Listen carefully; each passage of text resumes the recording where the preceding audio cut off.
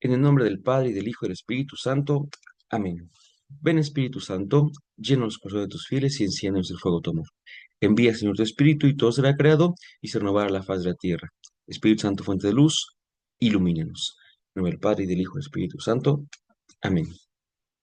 El nombre de Mateo significa regalo de Dios. Así es como también podemos decir que para nosotros el Evangelio de Mateo fue justamente eso, un regalo de Dios. Decíamos ya, por cierto, que teníamos también otra noción muy interesante que teníamos que recordar, y es que el Evangelio de Mateo fue muy conocido, que fue, dijimos también, un evangelio que podríamos llamar eclesiástico, es decir, que se leía y se conocía muy bien en la iglesia. Muy buenas noches, sean todos bienvenidos. Vamos a empezar con la segunda clase de nuestro curso sobre secretos del Evangelio de Mateo. Y ya dijimos, les llamamos secretos, lo decíamos desde el curso anterior con los secretos de Juan, no tanto porque sea algo así tan tirándole a lo enigmático, ¿no? Sino porque sobre todo estos secretos son cosas que están allí, que no las vemos en un primer momento, pero que si las viéramos y las sacamos a la luz, por son secretos y las sacamos a la luz, entonces podemos leer el Evangelio de Mateo y debemos leerlo de otra manera. Ya hemos dicho muchas veces, me han escuchado decirlo, no es algo en particular contra nadie, pero sí es como que una deuda que creo que tenemos nosotros creyentes, y es que nos volvemos un poquito como como no sé cómo se dice, pero disparadores, ¿verdad?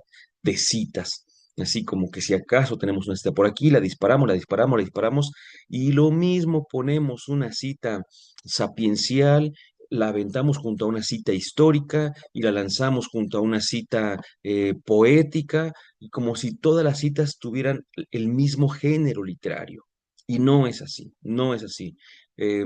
Necesitamos entender la diferencia en los textos para poder apreciar mucho más el mensaje. Yo sé que lo apreciamos, yo sé que el Señor también, en como lo leamos, nos habla, por supuesto, pero definitivamente si pudiéramos nosotros entender mejor cómo está configurado literariamente cada texto, cada libro de la Biblia, pues otra cosa sería también, porque entenderíamos mucho algunos mensajes que debo decirles, hay algunos temas por ahí que hemos tratado únicamente no para grabaciones, o si los hemos tomado para grabaciones, han sido para grabaciones internas, es decir, para el grupo al cual le dimos ese tema, porque sí tenemos algunos datos que podría ser que lo tomáramos por otra parte y que dijéramos, es que esto se está diciendo no es cierto, es que esto que está diciendo no es así, es que esto, en lugar de ayudar, está dañando nuestra fe, pero no es cierto. La verdad es que hay cosas que no sabemos de escritura y que no podemos entender porque no las leemos en el contexto en el que fueron escritas. Olvidamos que tienen un contexto, una historia, y pues nos quedamos con una lectura del día de hoy. Entonces, pues así de sencillo, ¿no?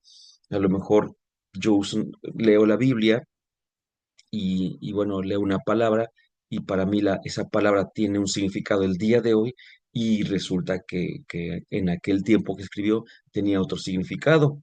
Justamente en estos días estamos con unos alumnos hablando de la lengua, de las etimologías justamente, y una frase que se repite constantemente es que el lenguaje está en constante evolución. Entonces, cosas que antiguamente entendíamos cuando decíamos una palabra, no necesariamente la entendemos igual el día de hoy. Entonces, si yo quiero saber qué dijo aquella persona en aquel tiempo, yo puedo entender el día de hoy lo que dice según lo que yo entiendo en el concepto de esa palabra, pero hoy. Pero no, eso no significa que yo entienda lo que quisieron decir hace mucho tiempo. Bueno, este descargo que siempre tenemos que hacer, ¿verdad? Porque si no, entramos como que un poquito, a ver qué tal. Es necesario porque vamos a hablar una vez más del mensaje de Mateo, lo que llamamos las cuestiones teológicas, y también seguimos un poquito con estructura literaria. Y bueno, pues le pusimos como inicio Jesús, Mateo y el reino. ¿Por qué? Porque lo primero que quiero decirles es que, vamos allí, El tema central del Evangelio de Mateo siempre es el mismo hasta el día de hoy, y es el reino de los cielos. Si recordamos la semana anterior que platicamos acerca las 5 secciones y que decíamos, bueno, pues ahí está, tranquilamente las 5 secciones tienen que ver, todas ellas, con el reino de los cielos. Uno era el reino contado en parábolas, los discípulos que eran como emisarios que preparaban para allá del reino, la iglesia como signo en la tierra del reino. Entonces, pues tenemos que entender que el reino era justamente eso, el centro del mensaje de Mateo. Y es que aquí vamos a tenerlo como punto de partida, justamente, ¿no? Tomando en cuenta eso, tenemos que ir comprendiendo un poquito, pero para eso viene el asunto. Miren nada más, debo decirles unos pequeños datos sobre el autor. Y es que de verdad somos como muy rápidos, ¿no? Muy rápidos para responder. Yo sé que la mayoría decimos que Mateo es publicano, que Mateo fue apóstol, que Mateo fue, este, ¿qué más? Ya sé, el que estaba ahí, Mateo 9:9, ¿se acuerdan que estaba en la mesa de los publicanos y que el Señor pasó y que le dijo, levántate y ven? Y ahí claramente dice que era Leví, ¿se acuerdan? Le vi. Y nosotros decimos, pues, que le viera Mateo y demás. Vamos a ver, vamos a ver. Quiero que tengamos en cuenta unos datos sobre el autor y eso es importante para que podamos entender mejor el mensaje. Primero, para comenzar, parece evidente que el evangelista era un maestro cristiano y además un dirigente de la iglesia. Mm, Es decir, era alguien preparado, era alguien que sabía, alguien que conocía la temática que en aquellos tiempos se daba. Van a ver por qué es importante que les diga eso. Entonces, primer punto, era alguien preparado, era al parecer un maestro cristiano. Segundo, se ha dicho que se trataba de un rabino que se había convertido y era catequista. Esta designación emplea el término rabino de forma genérica y poca precisa. Es decir, perdón, no como un rabino a la usanza de lo que podríamos como entender, así tal cual, pero sí un poquito más amplio, ¿no? Como al mismo Jesús, que le decían rabí, le decían maestro, pero no era un maestro como Gamaliel, por ejemplo, ¿no? Pero al final de cuentas sí que era un maestro. Entonces, aquí podríamos estar justamente ante alguien parecido. El mismo Evangelio ofrece el modelo menos partisano y más bíblico de escriba. Em, Aquí me detengo para decir es una primera cuestión, ¿de dónde sacamos esto, no? Porque ya ven que lo decimos, ¿y eso de dónde viene? En este caso es de la Biblia del Peregrino, ¿sí? Bueno, de la Biblia de nuestro pueblo, que se basa en la Biblia del Peregrino. Siempre digo lo mismo y es un error, tal cual es un error, es la Biblia de nuestro pueblo, que tiene unas introducciones bárbaras, tremendamente buenas. También lo sacamos de Raymond Brown, su comentario bíblico, y por supuesto del Comentario Bíblico Internacional, ¿verdad? San Jerónimo, el Comentario Bíblico San Jerónimo. Y por ahí también tenemos a otros autores que ahorita los vamos a mencionar. Salvador Carrillo Alday, entre otros. Bueno, pues el mismo Evangelio ofrece un modelo menos partisano y más bíblico de escriba, es decir, quien pone por escrito, al parecer tiene como que este trasfondo, no el de un publicano. Vean, el versículo en el que se lee, todo escriba que se ha hecho discípulo del reino de los cielos, es como un padre de familia que saca de su tesoro cosas nuevas y viejas. Lo encontramos en el capítulo 13:52 del Evangelio. Este versículo se ha interpretado como una referencia al propio evangelista y a los métodos de trabajo que él utilizó. Van a ver por qué se dice métodos de trabajo. Este versículo da una información más fiable que el relato de la llamada del recaudador de impuestos del capítulo 9, versículo 9 al 13 del famoso Leví. Esa T está de más. ¿Qué significa esto? Significa que haciendo un análisis, eh, voy a contar algo muy simpático. Hace mucho tiempo pasó, incluso pues algunos de los que estaban inmiscuidos aquí, pues hasta ya ha fallecido y hay gente que ya no veo, ya no veo más, pero en algún grupo en el que estuve en la iglesia hace muchos años, este, había unas parejas de novios, pero una pareja justamente, si no me equivoco, obviamente detalles son muy burdos, ¿no? Pero así lo comento. De repente, creo que fue como jugando en una broma, le hicieron llegar a la novia un recadito así como que, ay, pues qué bonita y demás, ¿no? Y y el novio se puso así como que, ah, a ver, qué pasa, no? Y empezó a ver el papelillo y dice, "Mm, esta letra está como que muy bonita, tiene letra como de arquitecto, así, ¿no? Y dice, Tiene letra de arquitecto", y lo dijo porque en ese grupo había un par de arquitectos, ¿no? O sea, así como que estaba acotando quiénes podrían ser, dice, seguramente son alguno de estos, ¿no? Solo con ver la letra y con ver que tenía cierta caligrafía, ¿no? Bueno, pues yo creo que también muchos de nosotros tenemos y decimos, ¿no? Que los doctores, no estoy diciendo que así sea, digo que tenemos esa expresión de que los doctores escriben así como que muy rápido, muy ilegible totalmente, ¿no? Y así tenemos esas nociones de que la escritura en, en lo visible puede como que llevarnos por ciertos caminos, pues hay autores que no van por lo visible de la escritura, sino que van por el contenido, por las palabras que utilizan, por las expresiones en las que se apoyan, que de esa forma dicen, esta expresión, esta forma, eh, esta sintaxis es propia de los médicos, esta es propia de los maestros, de alguien de la calle, de alguien que trabaja y que no tiene como que estudios pues formales, no tenemos algo parecido, por tanto lo descartamos. ¿Qué es lo que le pasaba también a Jesús? Se acordarán que decían, bueno, pero pues ¿de dónde le viene la sabiduría si este es el carpintero, ¿no? Entonces tomen en cuenta eso porque los estudiosos de la escritura se ponen a ver eso y más para poder entender quién escribió. Por eso cuando dicen, mira, parece que este texto lo escribió más bien un maestro o un escriba más que un publicano, es porque hacen uso de ciertos lenguajes, de ciertas formas de escribir y todo esto, y dicen, puede ser que vaya por ahí. Y esto va a ser importante para lo que viene a continuación, no crean que no, va a ser muy importante. Para esto, tomen en cuenta que dice allí que el escriba que se ha hecho discípulo del reino, escuchen, es como un padre de familia que saca de su tesoro cosas nuevas y viejas. Mm, o sea que tiene un tesoro de cosas viejas, pero también tiene un tesoro de cosas nuevas.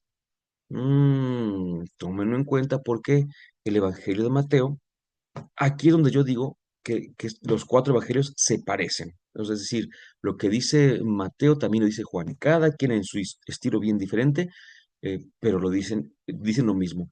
Y en ese sentido, tenemos que recordar que Juan propone muchos signos o muchos momentos en los cuales lo viejo ya pasó, ¿sí? Entonces, recuerden eso, porque con Jesús, hasta el Apocalipsis lo va a decir, ¿no? Él hace nuevas todas las cosas. Bueno, pues Mateo también va a decir que hay cosas viejas en el tesoro y hay cosas nuevas. Vamos a ver entonces a qué hace referencia un poquito todo eso.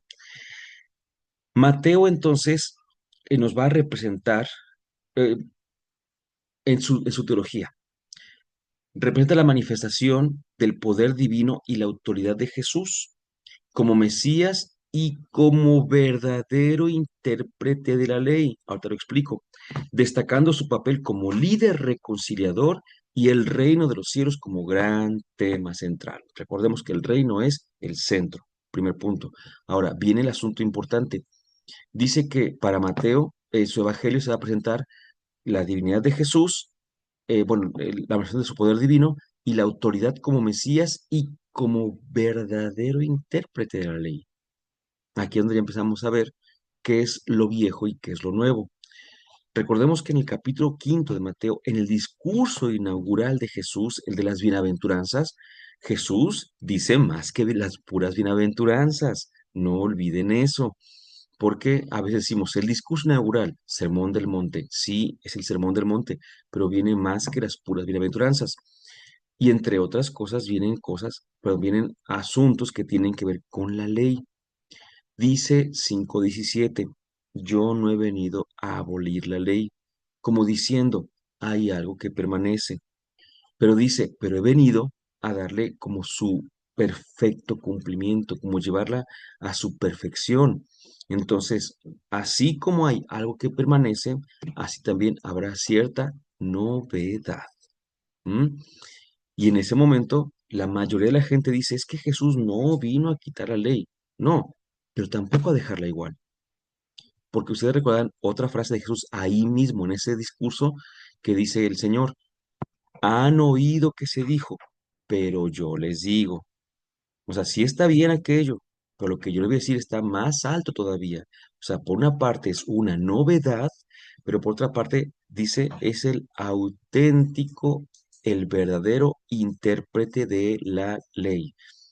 Y como es el verdadero intérprete de la ley, entonces ahí vienen cosas importantes, como dicen por ahí los memes, se acercan cositas, vas a ver.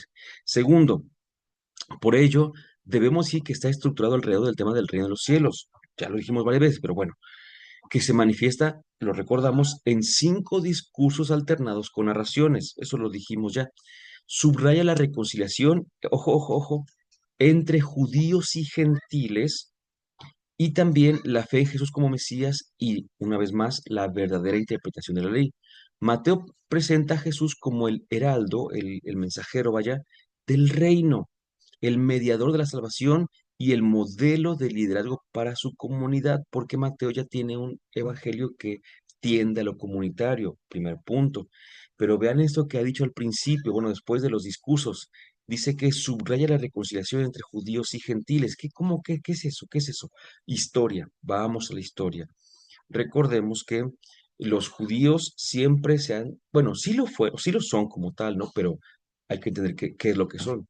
Son el pueblo elegido, ¿ok? Pero la mayoría de los grupos o de las naciones o los imperios se sienten eh, elegidos y los demás, pues son eso, los demás. Por ejemplo, Roma, el imperio romano, y los que no son romanos, pues los bárbaros, ¿verdad? Por ejemplo, los musulmanes y los que no son musulmanes, los que no están con el Islam, pues los infieles, ¿verdad? Y con los judíos pasaba algo similar. Tenían o querían formar esa identidad judía, esa identidad muy nacional, y entonces todos los demás recibían uno de dos nombres, paganos o gentiles. ¿Quiénes eran cualquiera de estos? De manera muy genérica, por supuesto, pues eran no judíos, ¿sí? Entonces, ojo, en primer lugar, los judíos, pues no es que no se llevaran, pero a veces sí era bastante evidente, ¿no? Este corte. Por ejemplo, ¿se acuerdan que el mismo Señor Jesús dijo, yo he venido únicamente para las ovejas perdidas de la casa de Israel? O sea, para los judíos, no para los demás. Esto lo dijo, por ejemplo, y lo menciona San Marcos, y tiene una razón de ser, porque después de que lo dice, le roban, por así decirlo, unos milagros por ahí. Sí, pero es que recordemos que Marcos escribe justamente para no judíos, o sea, para gentiles, 100% gentiles. Bueno, aquí siempre se ha dicho, lo hemos comentado, que Mateo escribe para cristianos venidos del judaísmo, pero para el momento en el que escribe Mateo, no tan solo había una división entre judíos y gentiles, también ya había una división entre judíos y cristianos. Y los cristianos ya también estaban dejándose o recibiendo, mejor dicho, a gentiles, porque los cristianos, recuerden, no hacen distinción de personas. Entonces pueden entrar los judíos, los gentiles, vaya, los griegos, los que tú quieras, pueden ser cristianos, pero para los judíos aquí no. Entonces, este es otro punto porque ahorita que veamos justamente las narraciones o eh, pues sí, las narraciones del principio del prólogo, van a ver qué importante es. Siguiente, en síntesis, la teología de San Mateo gira en torno a la proclamación del reino de los cielos como presente y futuro. Ahorita van a ver una cosa buenísima que a lo mejor no la han visto, pero que el día de hoy que la vean dicen los españoles, vais a flipar, ¿verdad? La figura de Jesús como Mesías, nuevamente, y verdadero intérprete de la ley, y la reconciliación entre judíos y gentiles, así como la constitución de la iglesia, evangelio eclesiástico, como el verdadero Israel, con una fuerte dimensión escatológica, es decir, viendo hacia adelante, hacia los últimos días, hacia los novísimos, y además ética. que motiva la vida comunitaria y la fidelidad a Dios Padre. Ojo, entonces, a ver, un poco de afirmaciones que necesitamos para poder entender todo esto, porque la verdad es que sí, es bastante. El reino. ¿El reino ya llegó o no ha llegado? Bueno, recordemos una cosa. Cuando Jesús predicó el reino, pues la gente pensaba que el reino iba a llegar o estaba a la vuelta de la esquina, ¿sí? El mismo Pablo, que se convierte unos 5 o 6 años después de la muerte de Jesús, en sus primeras cartas deja ver, la primera carta, recordemos que de todo el Nuevo Testamento, no es solamente la primera carta, es el primer escrito del Nuevo Testamento, que es la primera carta a los tesalonicenses. Ahí San Pablo dice, pues cuando el Señor vuelva, los que sigamos vivos para cuando Él vuelva, ¿no? O sea, Pablo pensaba que iba a estar cuando Jesús volviera, pero eso lo implicaba porque pensaban, no nada más él, sino muchos cristianos, que la llegada de Jesús estaba ya. Incluso, y una cosa impresionante, y apúntenla por favor, Marcos capítulo 1 versículo 15, que se escribió antes que Mateo, es paralelo a Mateo 4:17. Pero Marcos hace una afirmación temeraria. Dice, el reino ha llegado. Ya está, el reino ya está, pero seguíamos igual. Es decir, no había cambios. Muchos pensaban que tenía que ver algo así como descendiendo de las nubes y cosas de ese estilo, ¿no? No, no había nada. Recordemos que Marcos escribe en un momento en el cual la gente no ve a Jesús y tiene él que afirmar, bueno, no ve a Jesús, no ve la acción de Jesús y tiene que afirmar que está presente. Entonces Marcos dice, el reino ha llegado. Pero pasa el tiempo y decían muchos, ¿y dónde está? ¿No?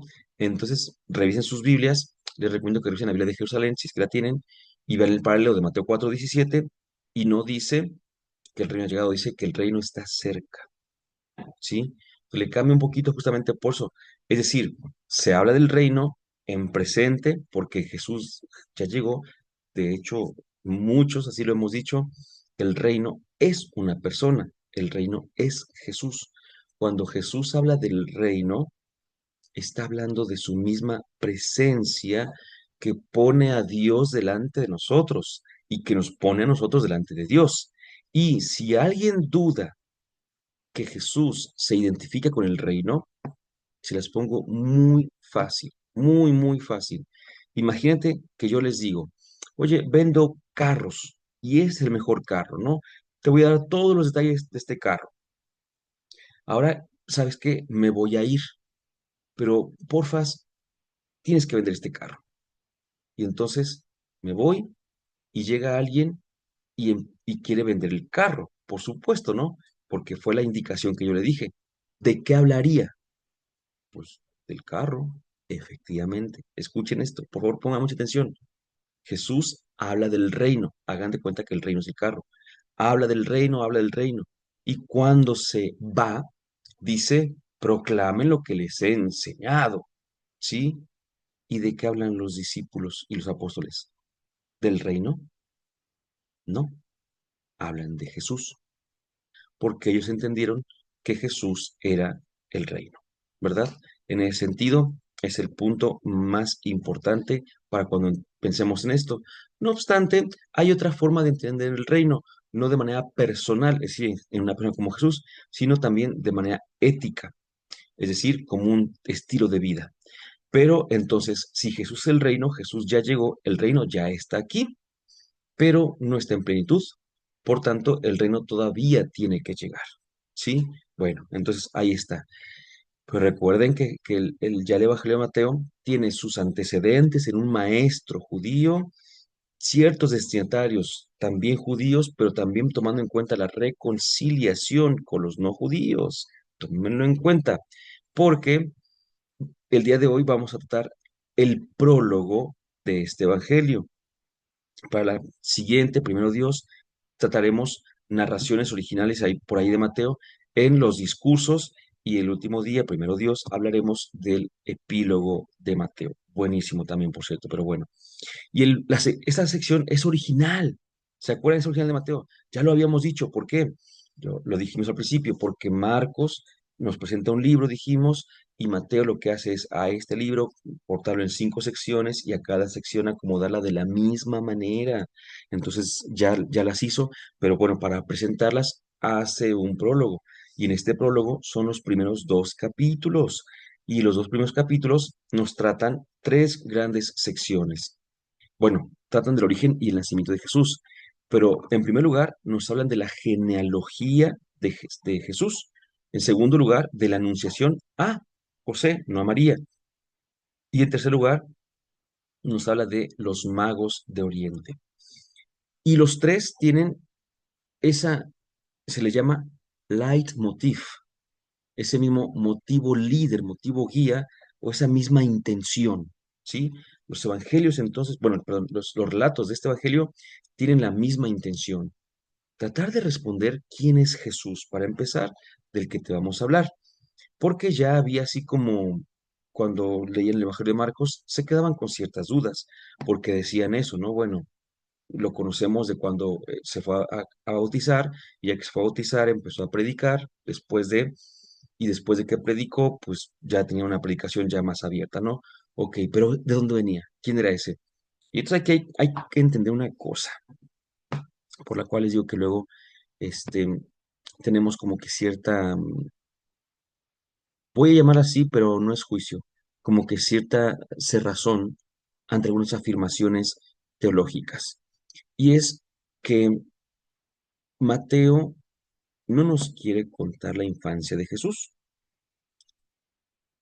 De 2 evangelios se dice que nos cuentan la infancia de Jesús, Mateo y Lucas.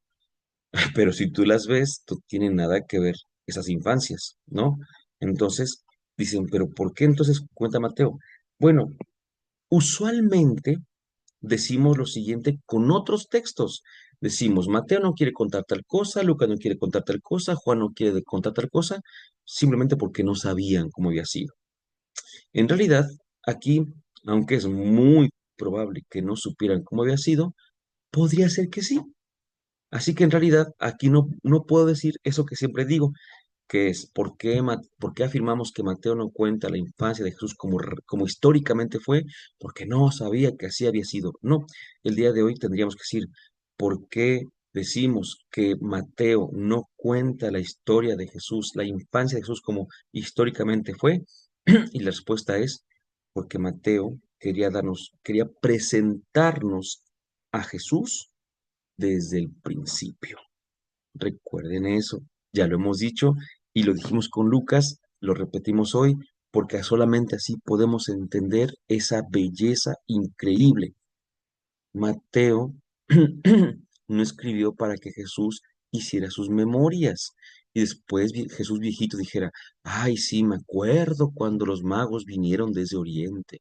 Ay, sí es cierto, mi papá me quería abandonar. No, no, no, no, no, no, no, no. Mateo no escribe para Jesús, no escribe ni para él. Mateo está evangelizando y en esa evangelización nos quiere decir quién es Jesús. Y eso es lo que nos quiere decir, no nos quiere contar cómo fue su infancia. Repito, quizá no la conocía, quizás sí, pero si es que la conocía, no importa, no es útil para la presentación que quiere hacer Mateo y por tanto no hace falta contarla. Es el primer punto. Es decir, estos textos son literarios más que históricos. Tienen una verdad altísima, altísima. No hay duda de que son verdaderos, es decir, de que lo que dicen, de que lo que afirman es verdad. No hay duda de eso. Pero no confundamos verdad con historia. ¿Sí? Ahí viene el asunto. Los voy a decir rápido, los hemos explicitado en otro momento en el canal, pero ahora lo vamos a entender mucho mejor. Mateo, insistimos, nos pone a Jesús delante y nos quiere decir quién era Él. Y entonces, pues lo tiene que presentar en primer lugar, justificado como el Mesías, para que lo acepten los judíos o los cristianos provenientes del judaísmo, pero al mismo tiempo lo tiene que presentar como el Salvador de todo el mundo, porque acuérdense que ya estaban en este diálogo entre los cristianos unidos del judaísmo y los gentiles. Entonces, acuérdense de eso, esas son sus intenciones literarias y teológicas de Mateo. El primer texto es la genealogía. Ya les he contado, pero entre que se nos olvida, a mí se me olvida lo que cuento a veces, pues obviamente más a ustedes, que tienen también muchas cosas en las que pensar, pero además de que se nos olvida, a veces no hemos estado en esos temas, aunque los hemos dado por aquí en el mismo canal y demás, no pasa nada, o sea, el chiste es que lo que voy a decir es una cosa muy sencilla. Una de mis primeras dudas bíblicas de fe, bueno, de fe no porque me haya hecho tambalear, sino porque me hizo saber que no sabía yo la respuesta, ¿no? Decir, no sé por qué, ¿no? Este, tenía que ver con la genealogía de Jesús. Les hablo de hace más de 20 años, quizá unos 25 años. Yo todavía no estudiaba en el seminario, recordando que estudié como alumno externo, ¿verdad?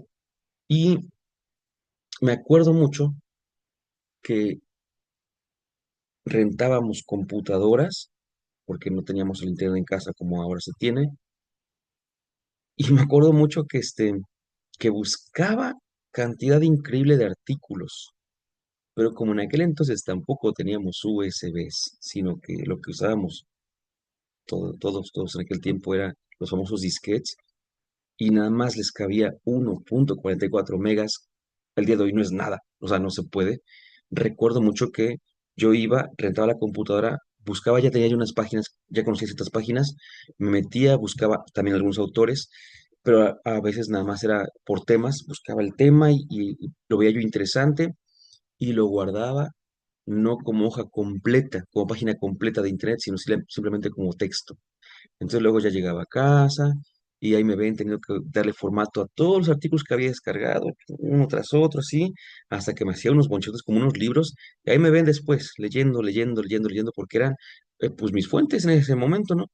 Y me acuerdo que una vez bajé un artículo de una persona que no era católica, no recuerdo si no era creyente, pero al menos católica no era, y decía que la Biblia mentía, o si no mentía, por lo menos tenía errores, pero mentía. Y yo dije, a ver, los temas bíblicos siempre me han interesado. Y decía que bastaba con ver la genealogía de Jesús, que aparece en dos momentos, uno en Mateo y otro en Lucas.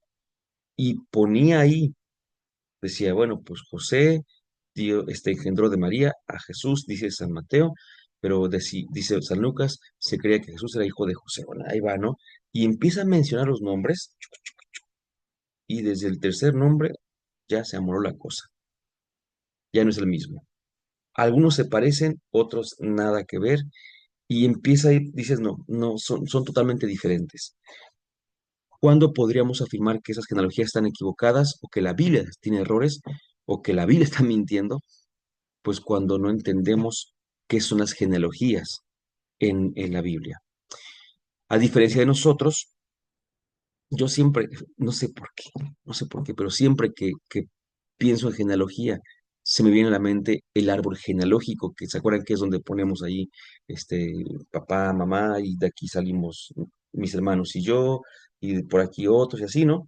Pero yo no sé por qué siempre me acuerdo del árbol genealógico de Harry Potter. No, no sé por qué, ¿no? Si alguien vio las películas, se acordará que en la pared estaba allí, ¿no? Y ahí se veía su árbol genealógico y demás, todo eso. Este, y bueno, pues total, ¿no? Ya ni me acuerdo si era de él o era de. Me acuerdo que salía Sirius Black, algo así.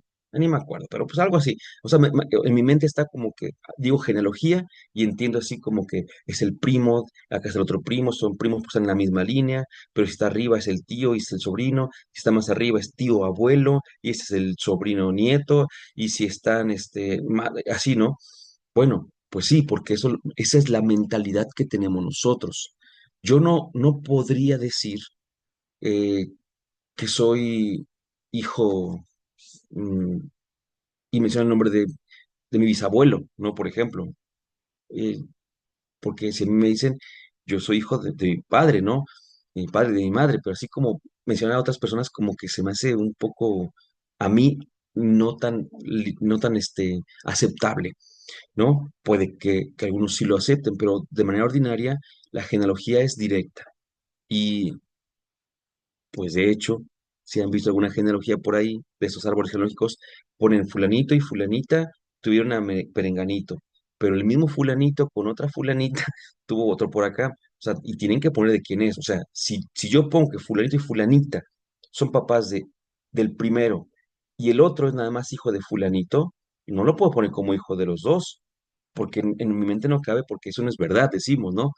Bueno, las genealogías en la Biblia no intentan decir un derecho civil, no intentan decir un parentesco o grados de parentesco sanguíneo. No, no, no, no, no, no, no, no, no.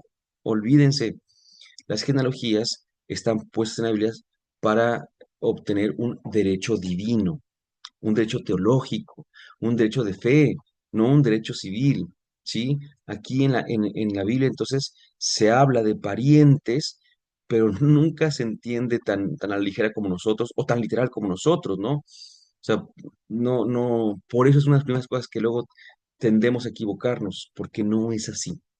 Entonces, cuando viene la genealogía de Jesús, no tenemos que verla como sus antepasados directos y aquí a su papá, su abuelo, su bisabuelo, su tatarabuelo, su tatarabuelo, su tatarabuelo. No, no, no, no, no, no, no, no, no, no, no, no, no, no, no, no veas eso, no veas eso.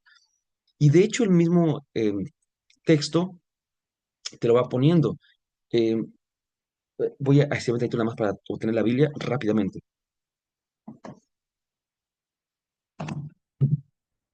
Disculpen, disculpen. La misma Biblia te va poniendo las claves para que lo entiendas. Y está, bueno, obviamente, para alguien que tiene el contexto judío, pues lo ve más rápido. Es decir, ese texto no fue escrito para nosotros, fue escrito para los judíos o para cristianos venidos del judaísmo. Y no nos pongamos tristes.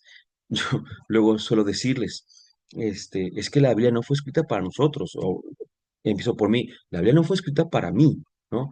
Y me dicen, ¿cómo no? Si la palabra de Dios. A ver, espérame, espérame. ¿Cuántas cartas hay en el Nuevo Testamento? A ver, vamos rápido. El Nuevo Testamento tiene 27 libros. De esos 27 son 4 son evangelios más hechos. Acuérdense que hechos siempre va pegado por Lucas, porque ahí viene, ¿no? Después tenemos un Apocalipsis. Ya son entonces 6 libros. Los demás son cartas. 21 cartas. Ahora, de esas 21 cartas, 13 son atribuidas a San Pablo, 7 las llamamos cartas católicas, son 20 más una que es la carta a los hebreos. No sabemos quién escribió, por eso no decimos de quién es, decimos a quién es. ¿A quién se escribió? A los hebreos. Pero ¿quién? ¿Quién sabe? Las otras 7, las católicas, recordamos que tenemos a Pedro con 2, a Juan con 3, ya van 5, Santiago y Judas. 7 cartas católicas. Y las otras 13 restantes pues van a San Pablo, Romanos, Corintios, Gálatas, Efesios, Filipenses, Colosenses, Tesalonicenses, Timoteo, Filemón y demás, ¿no? Bueno, ¿en cuál de estas dice, por ejemplo, de San Pablo a los mexicanos? Ninguna. De San Pablo a los veracruzanos, a los jalapeños, ninguna. Porque no fueron escritas para nosotros. Nosotros lo que hacemos es entender que como es palabra inspirada, puedo leerla. No fue escrita para mí, pero puedo leerla. Pero para poder aplicarla a mi vida, tengo en primer lugar que entender qué le quiso decir San Pablo a los colosenses, por poner un ejemplo, obtener ese mensaje, quitándole todo el ropaje y después aplicar ese mensaje a mí. ¿Cuál es el problema? Que muchas veces nos quedamos con el ropaje y eso lo aplicamos a nuestra vida. Es un error. El ejemplo más clásico, y perdonen que lo diga, no me río así como burlón, no, no, no, pero es que yo digo, es que es evidente, un ejemplo clasiquísimo es el del velo en las mujeres. Cuando uno entiende por qué San Pablo le dice a las mujeres en sus cartas, al menos en Corintio, a los corintios, les dice que usen velo, eso es ropaje. Y no me refiero a ropaje porque sea ropa, no, no, es ropaje literario.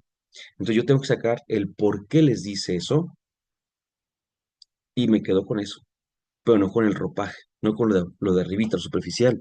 Y así hay un montón de cosas que lamentablemente no hemos podido sacarles el mensaje y no las hemos interpretado, nos hemos quedado con el puro ropaje. Aquí tenemos tres relatos que nos vienen justamente al caso perfectamente. Entonces, la genealogía dice así, Mateo, genealogía de Jesucristo, hijo de David, hijo de Abraham. Decir hijo de David es como heredero de las promesas davídicas. Decir hijo de Abraham es heredero de las promesas abrámicas. O sea, no es que es descendiente, mira, qué bonito. O sea, resulta que Jesús fue tataranieto de David. No está tratando de decir eso. No, para nada. Y toma en cuenta lo que viene. Abraham fue padre de Isaac, Isaac de Jacob, y viene así, ¿no? Y ahí va, algunos nombres conocidos, otros que no los recordamos, pero pues ahí viene, ahí viene, ahí viene, ahí viene, hasta que dice en el versículo 17, el total de las generaciones es, por lo tanto, desde Abraham hasta David, 14. Desde David hasta el destierro de Babilonia, 14. ¿Mm? Y desde el destierro hasta Cristo, 14. Mira qué curioso que en ciertos momentos hubo exactamente las mismas generaciones. No, no es curioso. Es un recurso literario de Mateo, que puso 14 generaciones entre uno y otro, ¿sí? Así como Lucas no usa este recurso, por eso es que su genealogía es distinta de la de Mateo. Mateo sí la usa, ¿por qué? Porque escribe para judíos, por eso para cristianos y el judaísmo y demás. ¿Y esto qué tiene que ver? Bueno, primer punto, recordamos que la semana pasada comentábamos al final que tenía un uso muy bonito del 5 y del 7, ¿se acuerdan? Bueno, por una parte 14 es 2 veces 7, pero 14 tiene que ver con, aunque no lo creamos, y ya lo hemos explicado en otros momentos, así que ahora lo digo más rápido, el 14 es el número de David, porque nosotros tenemos letras y números, tenemos la A, la B, la C, y tenemos el 1, 2 y 3, tanto arábigos como romanos y demás, ¿no? Pero bueno, tenemos una diferencia en las grafías de la A, B, C, D, 1, 2, 3, 4, pero ellos no. En el hebreo, en el griego, la misma letra que representaba, por ejemplo, la alfa, que es la A, también tiene un valor de 1, la beta, que es la B, tiene valor de 2, y así las demás letras tienen su propio valor, ¿no? Bueno, entonces el nombre de David en hebreo, al sumar sus letras, que recordemos que el hebreo es consonántico, entonces no tenemos las vocales A, I, sino únicamente D, V, D, David, D, V, D, pues la D tiene un valor de 4 y la V tiene un valor de 6. Cuando tú sumas, el nombre de David es 14. Entonces, cuando quieres afirmar algo así de manera tajante, es tres veces decirlo. Santo, santo, santo, por ejemplo, ¿no? Entonces, aquí viene el asunto. Cuando dice que hubo 14 generaciones, es como si dijera, de aquí a aquí, David. De aquí a acá, otras 14, David. Y de aquí a acá, Super David. ¿Y dónde llega esa firmeza de David? En Jesús. Entonces, cuando dice ahí, la genealogía no es para mostrar, porque en ese sentido, perdón que lo exprese así, a nadie le interesaría y en nada nos ayudaría saber quién fueron los abuelos de Jesús. No tiene razón de ser, ¿no? Pero si yo entiendo que la genealogía está para decirme que Jesús es el nuevo David, entonces la cosa cambia, ¿verdad? Porque recordemos que el Mesías iba a ser heredero del trono de David, recordemos que David fue un prototipo en la monarquía y mil cosas, ¿no? Entonces, Mateo presenta a Jesús como el nuevo David. Segundo, la anunciación a José. Es que de verdad que a veces hay cosas que son tan evidentes que tenemos que preguntarnos por qué no las hemos visto. Allí vemos a Jesús como el Mesías, ahorita vamos a ver por qué, el cumplimiento del anuncio profético, porque ahí vemos rápidamente, ¿no? Tú tranquilo, José, quieres dejar a tu esposa, pero no te preocupes porque recuerda que la Virgen concebirá y le dará a luz a un hijo, a quien pondrán por nombre Emmanuel. Y es pregunta obligada que nos digan Pero si el ángel le dijo a José que Jesús se tenía que llamar Emanuel, ¿por qué le pusieron Jesús? ¿No? Pregunta obligada. Y lo primero es que Jesús es un nombre y Emanuel es un título. Es lo primerito, ¿sí? La primera respuesta, la que hay que explicarla, pero sepámoslo. Jesús es el Emanuel, ¿sí? Jesús es el Emanuel. Ese es el primer punto. Pero el segundo punto está en que Mateo nos está diciendo que todo aquello que acontezca con Jesús ya estaba dicho en las profecías. Por eso aquí dice, no te preocupes, José, porque ahí está Jesús, pero recuerda que ya estaba profetizado. Más adelante va a decir, ¿de dónde había de venir el Mesías? De Belén, porque ya estaba profetizado. Más adelante va a decir, ¿y de dónde? En Egipto, ¿por qué? Porque ya estaba profetizado. Y vamos a ver que Mateo usa un sinfín de citas bíblicas del Antiguo Testamento, obviamente, porque no había Nuevo Testamento cuando Mateo escribió su texto, para confirmar que Jesús es en quien se cumplen las promesas, ¿sí? También hay un estudio sobre eso, híjole, pero muy duro, pero bueno, ahí después lo veremos. Pero viene otra cosa muy importante. No dudamos del nombre del patriarca José, a quien celebramos entre otros momentos el 19 de marzo y el 1 de mayo, San José y San José Obrero. Eh, no dudamos de él, pues mucho menos su existencia, no dudamos de eso. Pero nunca he notado, no se te ha hecho raro. Una, bueno, una cosa muy sencilla es que José no habla en los evangelios. Dicen por ahí que es un hombre que no habla, que resuelve, que actúa. Ay, bueno, se escucha la voz de nuestros días, pero bueno, está bien. Pero por otra parte, ¿cómo se comunica Dios con José? Mediante sueños. Y uno dice, un José que interpreta sueños, y de inmediato nos vamos hasta el Antiguo Testamento con José el soñador, porque tenemos otra figura allá atrás donde el Señor se comunicaba a su pueblo mediante un José a través de sueños. Entonces, ¿qué quiere decir esto? Bueno, pues ve el primer José, ve qué es lo que pasó. Pues gracias a la acción del primer José, el pueblo, el pueblo entero judío, o en este caso, este, el pueblo hebreo, que es lo mismo, vaya, fue salvado de la muerte. Entonces, es lo que vamos a ver con José, el papá de Jesús. Gracias a su acción, Jesús, que es el símbolo, pero también es el nuevo pueblo de Dios. Acuérdense que con Jesús empieza el nuevo pueblo de Dios. Gracias a la acción de José, que interpreta sueños, se puede salvar el nuevo pueblo de Dios. ¿Sí? Ahora, también tomemos en cuenta una cosa, porque nosotros, em, yo no sé ustedes, a ver, les voy a poner un caso bien simpático. ¿Han visto ustedes las películas de Star Wars? De casualidad, les voy a decir por qué. Am, en su momento, evidentemente, bueno, en su momento, pero en el cine, ¿verdad? Porque salieron, yo creo que ni había nacido o estaba a punto de nacer, cuando salieron las famosas, de, las primeras, como decimos, ¿no? Este, se fueron hasta los nombres, fíjense nada más, pero bueno, lo voy a decir así, salieron los episodios 4, 5 y 6. Y ahí, por ejemplo, ahí fue cuando supimos que Darth Vader era el papá de Luke Skywalker. ¡Ah! No, Luke, soy tu padre. Así como, o sea, fue una revelación total. Dígame si no, revelación total.